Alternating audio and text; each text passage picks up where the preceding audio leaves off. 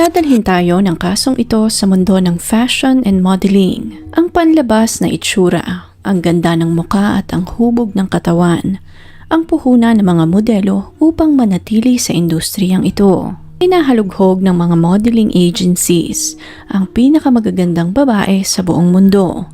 Preferably mga babaeng may maganda at unique na facial features, magagandang buhok at higit sa lahat, mga babaeng may kapayatan. Dinodomina ng mga babaeng modelo ang fashion industry workforce na nasa 70 hanggang 77%. Ang mga high earners na modelo na nasa 10% ay kumikita ng hindi bababa sa $100,000 taon-taon. Ang career initiation naman ng mostly 50% na mga modelo ay nagsisimula sa edad na 20. Ang average career naman ng isang high-profile runway model ay tumatagal ng 4 hanggang 5 taon. Karamihan ng mga modelo ay nagmula sa bansang Estonia, sa Iceland, Lithuania, Latvia, Slovakia, US, Russia at Australia. Sa mundong ito umikot ng mahigit 5 taon ang buhay ng dalagang si Ruslana Korshunova. Napakakinang ng kanyang karera. Ngunit nagtapos lamang ang lahat sa malagim na trahedya. Kilala sa bansag na Russian Rapunzel. Kamukha ng isang babae mula sa fairy tale. May mahabang buhok na abot hanggang sa kanyang tuhod. Sa edad na 20, nakapaglakad na si Ruslana sa runway ng Paris, New York at Milan.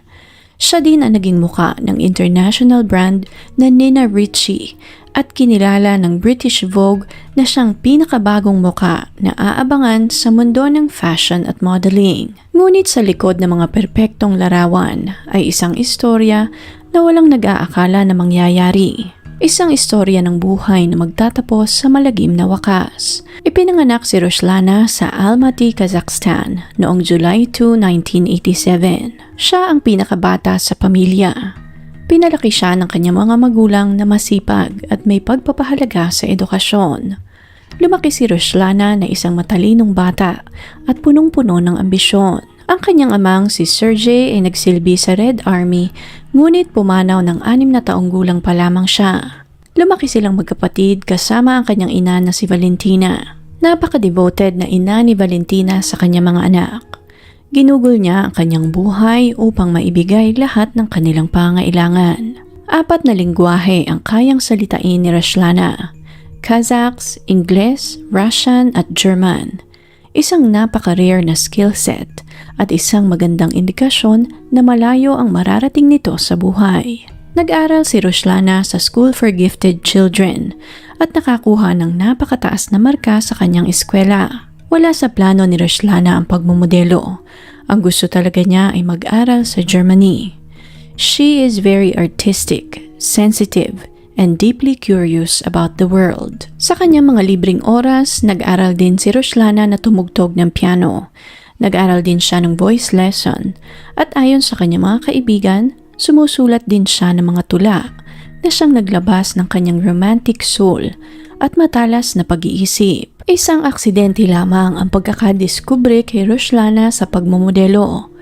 Taong 2003, nang 15 taong gulang pa lamang siya, inimbita siya ng kanilang principal na mag-post sa isang local magazine na All Asia. Pumayag naman si Ruslana dahil sa palagay niya ay magandang memory ito at experience sa kanyang pagtanda. Ang hindi niya alam ay ang mga larawang iyon ang babago sa kanyang buhay. Nangyari ang photoshoot na ito sa Botanical Garden sa Almaty. Napakaganda ni Ruslana sa mga larawan.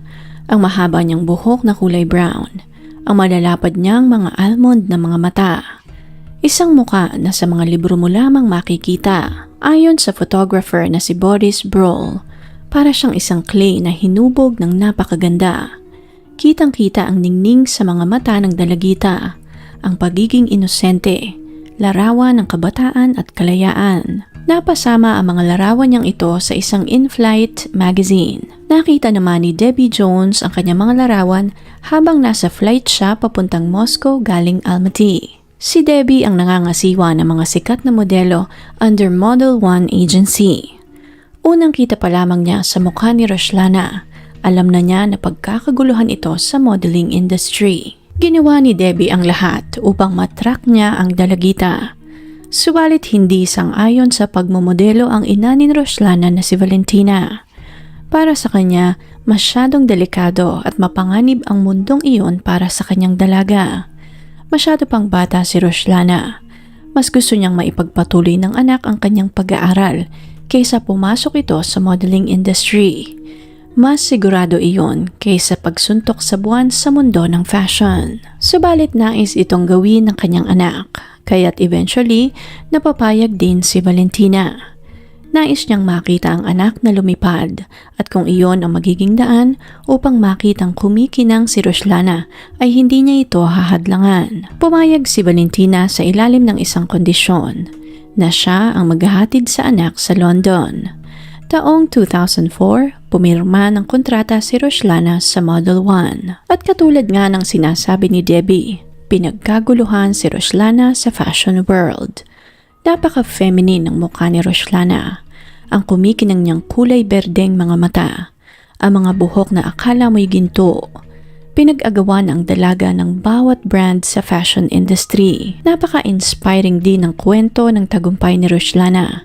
Isang pantasya para sa maraming nangangarap na maging isang modelo. Mula sa silid-aralan ng Kazakhstan hanggang sa front row ng fashion elite. Narepresenta ang dalaga ng malalaking modeling companies katulad ng IMG sa New York, Paris, London at Milan, ng Traffic Model sa Barcelona, Marilyn Model Agency naman sa Moscow na siyang kanyang mother agency. Sa loob lamang ng ilang buwan, nag-evolve ang personality ni Roslana. Hindi na siya ang dating mahiyain na dalaga mula sa Kazakhstan.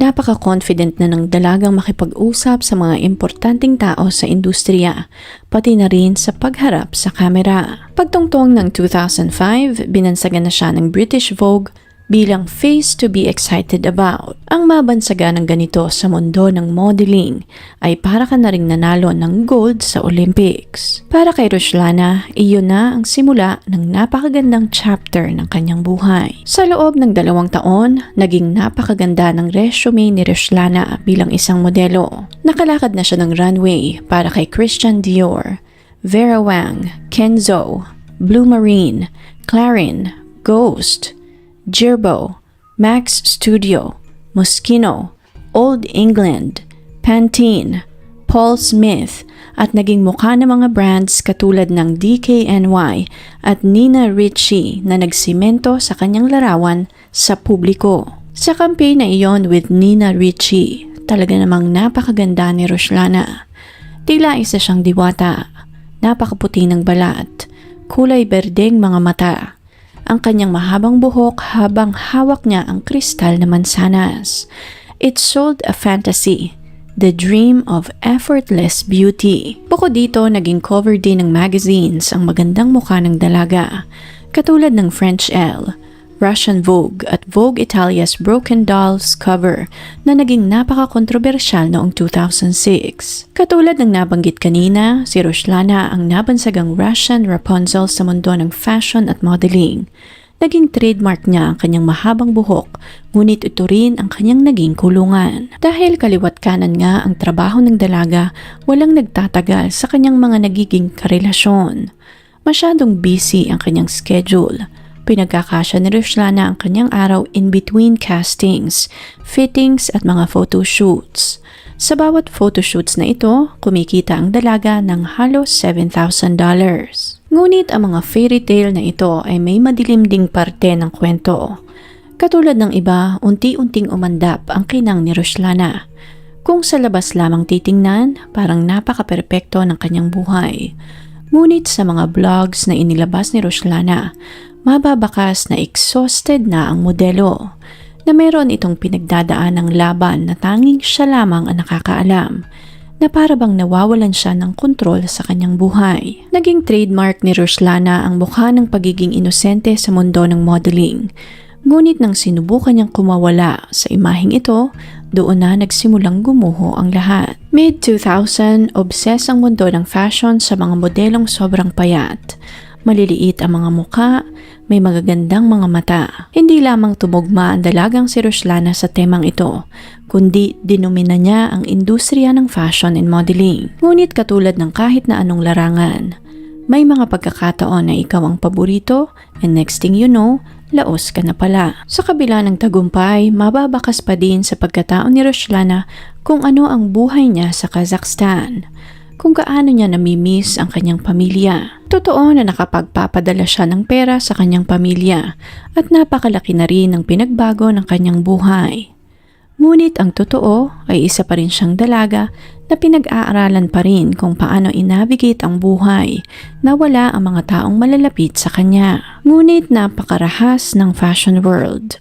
Sa edad na 20, naging obsolete si Roslana. Ng mga puntong ito, marami nang lumabas na mas maganda kaysa sa kanya. Mas interesting, mas magaling.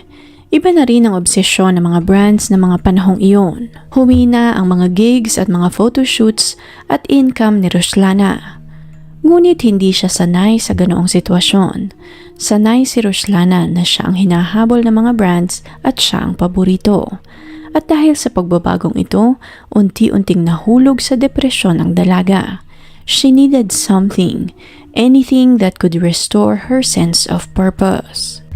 Dito na nakilala ni Roslana ang kontrobersyal na grupong tinatawag na Rose of the World. Layunin di umano ng grupong ito na maturuan ang kanilang mga miyembro na mga paraan kung paano mamumuhay ng tama at paano magkakaroon ng direksyon ang kanilang buhay o ang tinatawag na path to clarity. Ngunit ayon naman sa mga dating kasapi ng grupo, ang pamamalakad nila ay parang katulad na din ng isang kulto.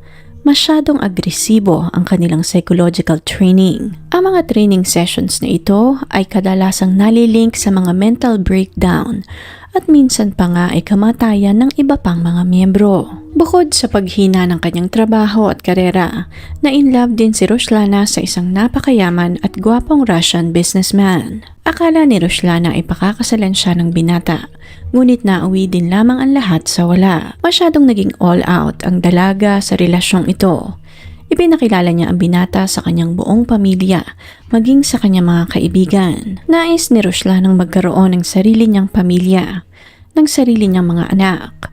Ngunit hindi pa pala handang magpakasal ang mayamang businessman. Masyado itong dinamdam ng modelo. Wala man lang abiso, natapos ang relasyon nilang dalawa. Gumuho ang mundo ng dalaga. Hindi niya maintindihan ang lahat dahil para sa kanya ay maayos na maayos ang lahat. Dahil din sa pagkasira ng kanilang relasyon, gumuho din ang kahuli-hulihang poste na pinanghahawakan ni Roslana. At dito na nga tuluyang nahulog sa depresyon si Roslana. At ang naging sandalan niya ay ang grupong Rose of the World. Naging sobrang active niya sa kanilang grupo at linggo-linggo, minsan pa nga halos araw-araw ay sumasama siya sa mga training sessions ng kanilang grupo. Ang mga training sessions na ito ay nagkakahalaga ng $300. Sa mga sessions na ito, inuutusan ang mga miyembro na ibahagi nila sa buong grupo ang pinakanakakahiyang experience nila sa kanilang buhay. Tinatawag itong therapy, ngunit ang totoo ay nais lamang silang ipahiya sa iba pang miyembro ng kanilang samahan. Sinasaik din sila na hindi sila nagtagumpay sa buhay dahil kasalanan nila at malaki ang kanilang pagkukulang. Na mahina lamang sila kaya hindi sila nagtagumpay. Na para bang masinisira ng grupong ito ang moral at confidence ng bawat miyembro. Mga sessions na ito, sabay-sabay silang kumakanta, sabay sa napakalakas na musika. Tuwing may miyembro naman na magbe-breakdown, tinatawag nila itong rollback. Kailangan di umanong pagdaanan ng miyembro ang stage na iyon upang mas magkaroon ito ng mainam na understanding tungkol sa buhay. Makalipas ang ilang buwan, nagbago ang personality ni Roslana. Iniba niya din pati ang kanyang panlabas na anyo. Natuto itong magmura, naging reklamador. Palaging mainit ang ulo at parang palaging galit. Palagi din niyang sinisisi ang kanyang sarili sa tuwing may mga bagay na hindi magwo-workout para sa kanya. Kahit nakitang-kita ni Roslana, pati ng mga taong malalapit sa kanya, ang epekto ng grupong ito, paulit-ulit pa rin siyang bumabalik dahil naniniwala siya na kapag nalampasan niya iyon ay magbabago ang kanyang buhay. Na mawawala lahat ng sakit, at rejection na kanyang nararamdaman. May mga lumabas ding balita noong 2024 na kasama si Ruslana sa listahan ng mga flight logs ni Jeffrey Epstein. Nangyari ito noong 2006 nang 18 taong gulang pa lamang ang dalaga. Isang pahiwatig na maaaring maging ang dalaga ay naging biktima ng mga mapanglamang na tao na siyang nagbubugaw ng magaganda at mga batang modelo sa mga mayayaman na tao at personalidad. Base din sa mga report, palagi silang naka-private jet. Kasama ni Epstein ang kanyang assistant, chef at mga bodyguard. Ngunit hindi malinaw kung ano ba talaga ang naging koneksyon ng dalaga sa lalaking ito. Katulad ng nabanggit kanina, sa edad na 20, tuluyan ng humina ang trabaho at mga gigs ni Ruslana.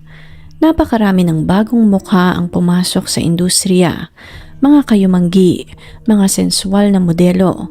Hindi na uso ng mga puntong ito ang mga mukhang manika na modelo kung saan nakalinya si Ruslana. Dahil dito, Ruslana became very lonely. Gumuho lahat ng pangarap ng dalaga na parang wala na siyang silbi at kinang na mga puntong ito. Nang sumapit ang June 28, 2008, nawalan ng saysay ang lahat. Bandang 2:30 ng hapon, isang malakas na kalabog ang gumulantang sa tahimik na daan ng Manhattan. Bumagsak si Ruslana mula sa ika-9 na palapag ng gusali kung saan siya nakatira. Nangyari ito sa 130 Water Street sa Financial District ng Manhattan. Mabilis na dumating ang mga pulis, ngunit dahil wala ngang signs ng panlalaban, wala ring senyales ng alkohol o ng bawal na gamot. Wala ring sulat na naiwan na magpapaliwanag ng nangyari, ni-rule out ng mga pulis na nagpakamatay si Ruslana. Subalit hindi ito kayang tanggapin ng pamilya ng modelo. Isa pa, maraming hindi nagtutugma sa pagkamatay ni Ruslana. Una, takot ang dalaga sa matataas na lugar. Pinatunayan din ito ng dating nobyo na si Artem Perchinok na hindi tumatayo sa balkonahe ang dating nobya dahil natatakot ito kaya't imposible na tatalon pa ito sa balkonahe. Nagsalita din ang isa niyang kaibigan at sinabing kababalik lamang ni Ruslana mula sa Paris at masayang-masaya ito sa itinatakbo ng kanyang buhay. Nakapagtataka din na ang napakahabang buhok ni Ruslana ay putol na nang lumagapak ito sa lupa. Ang napakagandang buhok na naging trademark niya sa mundo ng modeling. Ngunit ang nakapagtataka ay parang ginupit lamang ito ng basta-basta. Hindi pantay ang pagkakagupit at parang sapilit ang pinugot ang buhok ng dalaga. Ginawa ng ina ni Ruslana ang lahat upang mahanap ang katotohanan, kaya't pina-examine din niya ang mga sugat ni Ruslana sa mga Ukrainian forensic. At ayon sa kanila, suspecha nila ay galing sa isang car crash ang mga sugat ng dalaga at hindi dahil sa pagkakahulog nito sa balkonahe. Subalit wala ding nakita ang mga pulis na indikasyon na wala sa sarili niya si Ruslana bago mangyari ang insidente. Bagong palit ang kanyang kobrekama. Ang kanyang mga libro naman ay malinis na nakapatong sa tabi ng pinto ng kanyang kwarto. Malinis din ang kanyang apartment. Nakalapag din sa kanyang center table ang kanyang plane ticket papuntang Texas. Wala ding nakita sa mga security footage na may ibang taong pumunta sa kanyang apartment.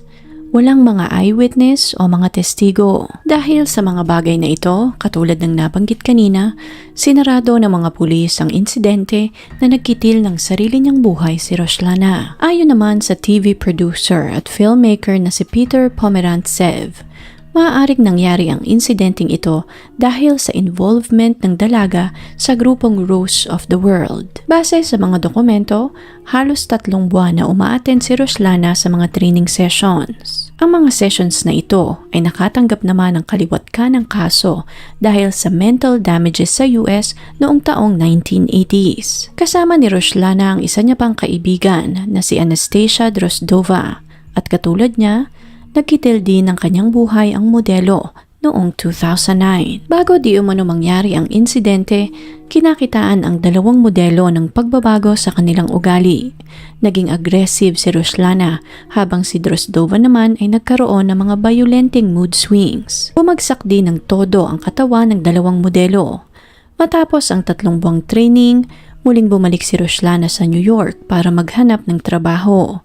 At dito na nga nagsimula ang mga negative posts niya sa social media. Ayon naman sa head ng Cult Education Forum, ang epekto ng Rose of the World sa kanyang mga miyembro ay parang epekto ng bawal na gamot. Habang nasa training, binibigyan sila ng peak experience at nagkakaroon ng adiksyon sa feeling na iyon ng mga miyembro, kaya't ang tendency ay paulit-ulit silang bumabalik kahit na may kamahalan ang bawat session. Ang totoong problema ay nagsisimula the moment na bumalik ang mga miyembro sa kanilang totoong buhay. Bumabalik sila sa kanilang dating buhay nang walang laman. Katulad ng nabanggit kanina, mabilis na isinara ng mga pulis ang kasong ito ni Roslana. Nagpatuloy na rin ang pag-ikot ng mundo. Ngunit kahit na 15 taon na ang nakakalipas, nananatili ang mukha ni Roslana sa Fashion Archive, sa cover ng Russian Vogue at sa advertisement ng Nina Ricci na minsang nangako ng isang pantasya. At ito ang rason kung bakit napaka-importante ng kasong ito ni Roslana. Hindi dahil nakakagulat ang kasong ito, kundi dahil isa itong kaso na katulad ng ilang napapabalita na sa telebisyon at sa media. Sa kabila ng makinang na mundo ng dalaga, sa tagumpay, sa pedestal na kanyang kinatatayuan nang siya ay nabubuhay pa, ay ang malungkot na katotohanan na lahat ito ay maaaring mawala ng isang iglap lamang, na kahit na gaano ka pa kaganda, maaari kang mapalitan at maaaring makalimutan, na walang buhay na perpekto. Perfection is just a dangerous illusion. Matapos ang maraming taon, naroroon pa rin ang katanungan kung ano nga ba ang totoong nangyari kay Roslana. Isa nga ba itong aksidente o maaari kayang may pumaslang sa dalaga? Ano po sa inyong palagay? Please leave your comments sa comment section below. Kung interesting po ang kasong ito para sa inyo, please leave a comment and share your thoughts sa comment section below.